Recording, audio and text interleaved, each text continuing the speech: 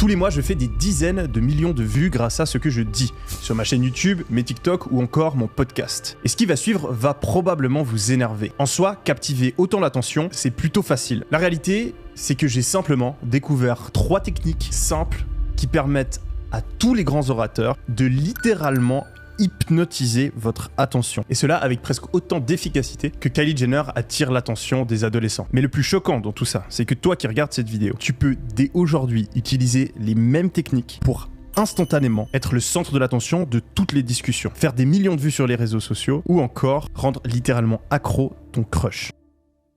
Et la première technique, ça va être de constamment utiliser des exemples quand on parle. Imaginons que je souhaite expliquer que travailler dur, c'est plus important que d'être intelligent pour réussir dans la vie. Eh bien, la plupart des gens vont l'expliquer de manière théorique. Ils vont dire quelque chose du genre oui, alors souvent on pourrait penser qu'être intelligent c'est ce qu'il faut pour réussir, mais en réalité c'est pas vraiment le cas, car le fait de travailler dur, ça permet sur le long terme de progresser et au final d'avoir de meilleurs résultats. Ce qui compte vraiment, c'est les répétitions et le fait de s'améliorer, pas vraiment les caractéristiques qu'on a de base, de par son QI ou autre facilité qu'on aurait pu développé dès la naissance. On se sent bien, on a utilisé des mots compliqués, on a peut-être même l'air intelligent, mais au final, ce qu'on a dit n'est pas du tout impactant. Ce qu'il faut faire, c'est exactement l'inverse. On peut, par exemple, utiliser une métaphore. On va exprimer exactement le même message, mais en faisant une comparaison. Réussir, c'est comme aller à la salle de sport. Certaines personnes ont un avantage au départ, car elles sont plus musclées ou elles ont une certaine facilité à prendre du muscle. Mais au final, les personnes qui développent le meilleur physique, c'est celles qui, jour après jour, vont à la salle, persévèrent, progressent et travaillent sur la durée. Une autre manière de le faire, ça peut aussi être de faire un exemple visuel. Si vous faites des vidéos par exemple, on va encore une fois expliquer le même message, mais à l'aide d'un schéma. Je vais par exemple faire un graphe comme ça, hop, sur l'axe horizontal on met le temps, sur l'axe vertical on met la réussite financière par exemple, et en rouge je vais dessiner le parcours de quelqu'un d'intelligent. Au départ, il va progresser très vite, mais ensuite il va stagner parce qu'il ne fait pas d'efforts sur le long terme. Et à l'inverse, quelqu'un qui a peut-être moins de capacité au départ, il va beaucoup plus galérer, mais il va prendre les bonnes habitudes, progresser, et au final, son potentiel est beaucoup plus élevé. Encore une fois, même message, mais étant donné que j'ai fait un schéma, j'ai été beaucoup plus impactant. Finalement, la façon la plus puissante de faire un exemple, vous vous en doutez peut-être, c'est de raconter une histoire. Donc je peux reprendre le même message, mais l'expliquer à travers une histoire. Et par exemple, ça donnerait, quand j'étais à l'université, il y avait une fille dans ma classe, elle n'était pas très forte en maths, mais c'est celle qui travaillait le plus. Elle restait en dernière à la bibliothèque, elle faisait tous ses devoirs, et à la fin de l'année, à la grande surprise de tout le monde, elle a dépassé tous les intellos de la classe et elle a eu les meilleures notes. Encore une fois, j'ai transmis le même message, mais je me suis appuyé sur une histoire, et donc ça a eu un impact plus conséquent. Vous êtes resté plus attentif, vous aviez envie d'entendre la fin de l'histoire, et vous allez probablement beaucoup mieux vous souvenir du message. Mais alors, pourquoi est-ce que ça marche d'utiliser des exemples? Eh bien parce que fondamentalement, notre cerveau n'est pas fait pour comprendre l'abstrait. Il a besoin de s'appuyer sur des exemples qui pourraient exister dans le monde réel, quelque chose de visuel, qu'il peut vraiment imaginer. C'est pour ça qu'un schéma, un graphe, quelque chose de visuel, va l'aider. Et c'est aussi pour ça qu'une histoire va bien fonctionner. Parce que quand je raconte l'histoire, eh bien votre cerveau est en train d'imaginer une succession de scènes, une succession d'images dans sa tête, et c'est ça qui facilite la compréhension, la mémorisation et l'attention des personnes qui vous écoutent. Alors avant de passer à la deuxième technique, c'est super important pour moi de vous permettre de réellement apprendre. Et comme je le dis souvent sur cette chaîne, apprendre, ça n'a rien à voir avec le fait d'entendre de nouvelles choses. Apprendre, c'est changer son comportement. Donc si vous venez de comprendre l'importance d'utiliser des exemples quand vous parlez, eh bien il va falloir trouver un moyen de l'appliquer et de changer votre comportement si vous voulez vraiment en tirer les bénéfices. Donc ce que je vous recommande de faire, et ce que je fais personnellement, c'est d'avoir idéalement plusieurs moments dans votre semaine où vous faites l'effort conscient d'utiliser des exemples quand vous parlez. Moi, c'est quand je fais mes scripts de vidéos, quand je fais mes TikTok et quand je participe au podcast. Si vous n'êtes pas créateur de contenu, vous pouvez décider par exemple de faire attention à ça le soir quand vous êtes en train de dîner avec votre famille. Quand vous parlez de quelque chose, eh bien vous n'allez pas simplement expliquer la chose, vous allez utiliser un exemple pour appuyer votre idée. Vous pouvez aussi le faire à l'écrit. À chaque fois que vous envoyez un message, si vous devez rendre des dissertations à l'université par exemple, écrire des emails, faire des discours en public, ou même quand vous êtes en train d'essayer d'avoir l'air intéressant envers les personnes du sexe opposé. 2 petites astuces que j'utilise pour maximiser le nombre d'exemples dans mes prises de parole, c'est de placer le plus souvent possible le mot « comme ». Parce que le mot « comme », il va vous obliger à faire une métaphore, à utiliser un exemple. Donc si j'ai envie d'expliquer que l'apprentissage, ça passe par le changement de comportement, je vais dire que l'apprentissage, c'est comme jouer au foot. Vous pouvez regarder plein de vidéos qui vous expliquent comment faire une bicyclette. Tant que vous n'avez pas trouvé un moyen de vous entraîner dans la vie réelle à faire des bicyclettes, eh bien vous n'aurez pas réellement appris ce geste technique. Vous voyez, le fait d'utiliser le mot « comme », ça m'a permis d'utiliser une métaphore pour mieux exprimer mon idée. La deuxième petite astuce qui va vous aider à raconter des histoires, à faire du storytelling, c'est d'utiliser les mots « je me rappelle ». Donc encore une fois, si j'ai envie d'expliquer que pour apprendre, ce qui est important, c'est le changement de comportement, eh bien je vais dire, je me rappelle la première fois que j'ai vraiment compris comment donner un bon coup de poing à la boxe. Ça faisait des mois que je faisais déjà de la boxe, j'avais fait beaucoup d'entraînement, j'avais regardé des vidéos sur YouTube et j'avais vraiment l'impression de donner le coup de poing de la bonne manière. Mais c'est seulement quand un coach privé est venu à côté de moi et qui m'a obligé 100 fois de suite à faire le mouvement exactement parfaitement que j'ai réellement compris la vraie manière de donner un coup de poing. La deuxième technique qui va être primordiale si vous voulez devenir extrêmement bon dans vos prises de parole, ça va être de savoir comment attirer l'attention. La première manière de faire ça, c'est ce que j'appelle la technique Andrew Tate. Andrew Tate, il est devenu ultra viral sur tous les réseaux sociaux et c'est, qu'on l'aime ou qu'on le déteste, un des meilleurs orateurs de notre époque. Et une des stratégies qu'il utilise presque systématiquement, ça va être de dire quelque chose qui est vrai, mais de le dire d'une manière qui va choquer. Donc reprenons notre exemple utilisé précédemment pour expliquer que le plus important pour réussir, c'est de travailler dur. On pourrait dire simplement, réussir, c'est comme aller à la salle de sport. Certaines personnes ont un avantage au début parce qu'ils ont une facilité à prendre du muscle, mais au final, ceux qui gagnent, c'est ceux qui vont à la salle de sport le plus régulièrement et pendant le plus longtemps. Ceux qui auront la meilleure vie, c'est pas les plus intelligents, les plus doués, mais bien ceux qui travailleront le plus dur pendant le plus longtemps. Donc c'est pas mal, mais c'est pas non plus le truc de l'année. Ajoutons un petit peu de la technique d'Andrew Tate. Et on va dire à la place, les gens intelligents, c'est souvent les plus débiles. Parce qu'ils ont un énorme avantage, mais ils vont se reposer sur leurs acquis. C'est un petit peu comme à la salle de sport. Il y a plein de gens qui sont naturellement musclés, qui ont un bon physique, ils ont plein d'avantages. Mais à cause de ça, ils vont glander. Et pendant ce temps, il va y avoir des mecs qui ont beaucoup plus de difficultés à avoir un bon corps, mais de par leur régularité et leur travail, au final, c'est eux qui obtiendront le meilleur physique. Et je peux vous garantir que ce que je viens de dire, ça attire beaucoup plus l'attention et ça fait beaucoup plus de vues sur Internet. Et on peut encore aller plus loin. Pour attirer l'attention, ce qui fonctionne très bien, c'est l'utilisation du tempo et des variations dans votre ton de voix. Donc je vais redire encore la même chose, mais faites attention à comment je le dis. Je suis désolé, mais les personnes les plus intelligentes, c'est souvent les plus débiles. Et ouais, ils ont un avantage au début, mais ils finissent presque toujours par se faire dépasser bêtement. C'est comme à la salle. Il y a ceux qui sont naturellement plus musclés, qui ont un meilleur physique, mais c'est rarement eux qui obtiennent le meilleur physique. Non. Ceux qui gagnent, c'est souvent ceux qui au départ ont un corps de merde, mais du coup développent, mois après mois, année après année, une vraie routine et une vraie compétence dans la musculation. Vous sentez là, avec les mots que j'ai utilisés, l'intensité que j'ai mis dans ce que je disais, eh bien, vous êtes beaucoup plus pris dans mon exemple. Et vous ressentez probablement aussi plus d'émotions. Et ça, c'est extrêmement puissant. Et cette technique, pour attirer l'attention, on peut aussi l'utiliser quand on raconte une histoire, quand on fait du storytelling.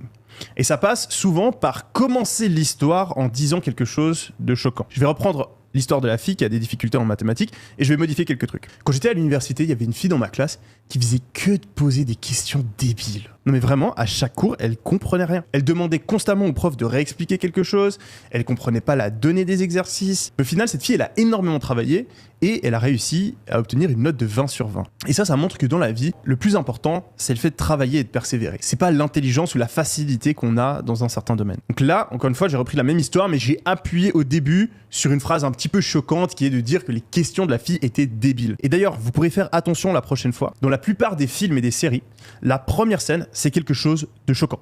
C'est quelque chose qui va attirer votre attention. Un meurtre, quelqu'un qui se fait trahir, quelque chose d'extrêmement bizarre. Et tout ça, c'est pas un hasard. Ça a été réfléchi et mis là volontairement. Alors, pourquoi est-ce que ça marche d'attirer l'attention comme ça quand on parle ? Eh bien, c'est simplement parce que dans la société actuelle, presque personne est 100% attentif. On est constamment distrait, que ce soit par notre téléphone ou même encore par nos pensées. C'est un petit peu quand vous écoutez quelqu'un parler, mais que vous êtes à moitié en train de réfléchir à autre chose dans votre tête.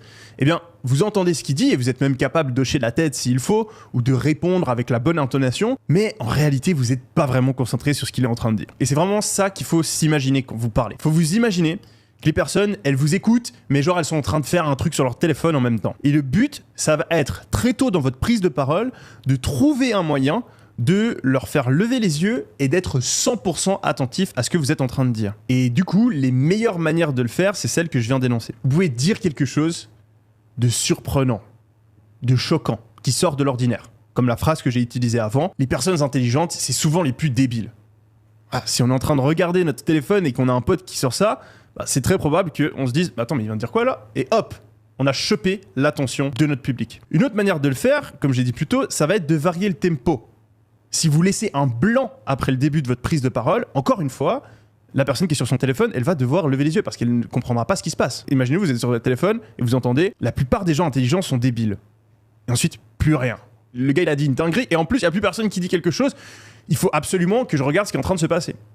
Et là, on a chopé l'attention. Et il existe plein d'autres trucs que vous pouvez faire, comme par exemple mettre beaucoup d'émotion dans votre voix. Non mais ce qui m'énerve, c'est que les gens intelligents, au final, c'est souvent les plus débiles. Si vous entendez un pote qui dit ça, vous voyez qu'il est en train de s'énerver, bam, vous êtes attentif. Vous pouvez aussi utiliser des mots qui choquent, comme des mots un petit peu vulgaires, ou commencer dans votre storytelling par quelque chose qui est un petit peu choquant, qui sort de l'ordinaire. Super important, comme je l'ai dit plus tôt, pour changer votre comportement et donc votre compétence en prise de parole, il va falloir vous habituer à attirer l'attention. Et ce que je vous recommande de faire, c'est de systématiquement, quand vous prenez la parole, soit commencer par une déclaration choquante, du type « les personnes intelligentes, c'est souvent les plus débiles », ou de laisser un blanc, commencer à parler, puis vous arrêter au milieu de votre prise de parole. Et le mieux, c'est de faire ça quand vous êtes dans un petit groupe de personnes, parce que si vous parlez à 2, 3, 4 personnes en même temps, que ce soit la pause café à votre travail ou le soir avec votre famille, eh bien, il y a forcément quelqu'un qui est en train de regarder son assiette, quelqu'un qui est sur son phone, d'autres personnes qui sont en train de discuter en même temps. Et donc, vous allez avoir un feedback en live de votre capacité à attirer l'attention de par le nombre de personnes qui vont vous regarder droit dans les yeux. Et donc, votre objectif, ça doit systématiquement être d'avoir le plus de personnes qui vous regardent avec leur attention complète quand vous parlez. Et puis, si c'est des vidéos, le meilleur feedback, ce sera le nombre de vues que vous faites, le taux de rétention. Et je peux vous assurer que ça, c'est un des facteurs les plus importants. La troisième technique, c'est ce qui va vraiment vous permettre de devenir un expert en prise de parole. C'est aussi le plus difficile. Ça va demander de la pratique. Déjà, si vous faites les 2 premières techniques extrêmement bien, vous êtes dans le top 1%. Donc avant de vous concentrer là-dessus, je me focaliserai vraiment sur les 2 premières techniques. Mais si vous voulez vraiment faire partie des meilleurs au monde pour captiver l'attention, eh bien il va falloir créer ce que j'appelle des images mentales. Il y a quelques mois, j'écoutais le livre audio de Dune et je le trouvais très intéressant, mais souvent j'étais un petit peu distrait, j'étais en train d'écouter et puis je partais dans mes pensées ou je sortais mon téléphone et je commençais à faire autre chose et puis ça m'arrivait de devoir revenir en arrière parce que j'avais pas du tout été attentif pendant plusieurs minutes. Et à la fin de ce livre-là, j'ai commencé un autre livre audio, je me suis fait un délire et j'ai été réécouter le livre Eragon, qui était un de mes livres préférés quand j'étais gamin. Et dès les premières secondes du livre, j'ai été choqué parce que mon attention était captivée du début à la fin et que j'avais plus du tout ce problème où je déconnectais. Pire encore, j'étais tellement absorbé par ce que j'entendais que j'avais l'impression de voir les images de ce qui était en train de se passer. Et c'est là que j'ai découvert le secret de toutes les personnes qui sont extrêmement fortes en communication. Christopher Paolini, l'auteur d'Eragon, il décrivait toute son histoire en images mentales. On pouvait s'imaginer tout ce qui était en train de se passer, alors que l'auteur de Dune ne faisait pas ça. Dans Eragon, chaque phrase décrit quelque chose qui est en train de se passer. Et donc, quand on écoute le livre ou on lit le livre, c'est presque équivalent à regarder un film ou une série. Et donc, c'est beaucoup plus impactant. Et donc, le but, ça va être pour nous d'utiliser ça dans nos histoires et nos exemples. Je reprends l'histoire de la fille à côté de moi. De base, on avait un truc du type « Les personnes intelligentes, c'est souvent les plus débiles, car elles finissent toujours par se faire dépasser par quelqu'un de moins doué, mais qui travaille plus. » C'est comme quand j'étais à l'université, il y avait une fille à côté de moi qui faisait que de poser des questions débiles, mais au final, elle a beaucoup travaillé et c'est elle qui a eu les meilleurs résultats. Et là, maintenant, je vais refaire la même histoire, mais je vais essayer de construire un maximum d'images mentales. Quand j'étais à l'université, il y avait une fille à côté de moi et elle faisait que de poser des questions débiles. Toutes les 10 minutes, elle levait la main, elle interrompait le cours et elle demandait au prof de réexpliquer quelque chose qu'il avait déjà expliqué. Ou bien elle expliquait qu'elle n'avait pas compris quelque chose de super basique. C'était tellement courant que ça agaçait tout le monde dans la classe. Et je me souviens même d'une scène où elle lève la main Et le prof, il la regarde et il secoue la tête avec un air désespéré parce qu'il n'arrivait pas à avancer dans son cours tellement elle posait de questions. Du coup, quelques mois plus tard, je passe mon année, j'arrive en 2e année, j'arrive en classe comme ça et puis je me pose et je suis convaincu que je vais pas revoir cette fille. Parce qu'il n'y avait aucune chance qu'elle passe son année. La salle commence à se remplir et comme je l'avais prévu, elle n'est pas là. C'est à ce moment-là que je regarde en direction du tableau noir et là, qui je vois à côté du prof ? Cette fille-là, non seulement elle avait passé son année, mais elle avait obtenu une note de 20 sur 20. Et elle était devenue l'assistante du professeur. Parce que cette fille-là, elle n'était pas extrêmement douée en maths, mais c'était celle qui travaillait le plus. Tous les soirs, c'était la dernière à quitter la bibliothèque. Elle posait autant de questions parce qu'elle voulait être sûre d'avoir compris. Et elle illustre parfaitement le fait que le plus important pour réussir, c'est pas d'être intelligent ou initialement doué, mais bien de travailler d'arrache-pied jusqu'à obtenir des résultats. Là, la chose la plus importante qui a changé dans mon storytelling, c'est que j'ai créé des images mentales. Et j'ai créé une première image mentale, vous l'avez peut-être senti, vous l'avez peut-être visualisé même dans votre tête quand j'étais en train de parler. Il y a une première image mentale où on s'imagine la fille en train de lever la main à côté de moi. Il y a une autre image mentale où on s'imagine le prof et tout le monde dans la classe qui en a marre parce que le cours ne peut pas avancer. Il y a une autre image mentale où on s'imagine le moment où j'arrive en 2e année dans la rentrée des classes, que je m'assois et que je suis ultra surpris en la voyant à côté du prof en tant qu'assistante. Il y a une autre image mentale où on voit cette fille-là qui travaille comme une malade et qui est la dernière à partir de la bibliothèque. C'est avec ces images mentales que je vais non seulement attirer et garder votre attention plus longtemps. Je vais aussi vous impliquer émotionnellement parce que vous allez ressentir les émotions des divers personnages de l'histoire. Peut-être que vous identifiez avec le professeur qui est saoulé par les questions de la fille. Peut-être que vous identifiez à la fille qui comprend rien, qui est un petit peu perdue et qui doit poser autant de questions, mais qui est déterminée et qui continue. Peut-être encore que vous identifiez avec moi et que vous êtes surpris en même temps que moi quand je réalise qu'elle est assistante. Et tout ça, ça vous intéresse beaucoup plus que je dis, mais vous allez aussi beaucoup mieux retenir le message que j'ai voulu faire passer. Je pense que là, la prochaine fois que quelqu'un vous dira que ce qui est important dans la vie, c'est juste d'être intelligent et que travailler, ça sert à rien, vous allez avoir l'image de cette meuf qui vient dans votre tête et ça va vous aider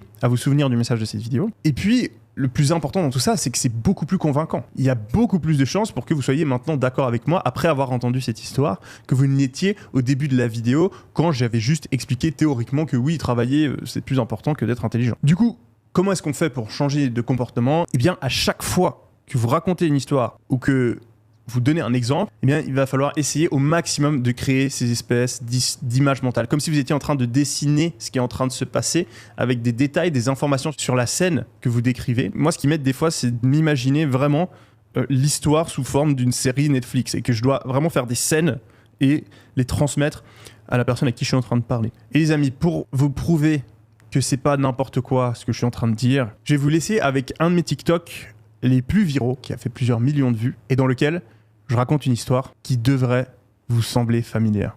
Quand j'étais à l'université, il y avait une fille dans ma classe, elle posait tout le temps les pires questions. Elle comprenait rien au cours, elle avait les questions les plus débiles, cours après cours, jour après jour, elle était tout le temps en train d'interrompre la classe. Cette meuf, elle était pas super forte en maths, elle comprenait pas vite, mais elle était là tous les cours à poser toutes les questions. À chaque fois qu'elle comprenait pas, elle taffait ses exercices comme personne. Le semestre d'après, elle était plus élève, elle était assistante pour un des profs carrément, parce que c'est elle qui a eu la meilleure note. Donc je pense que dans plein de domaines, que ce soit les études, le business, on pense que c'est le talent, l'intelligence qui compte, alors que souvent, tu peux niquer tout le monde juste en faisant preuve de plus de discipline.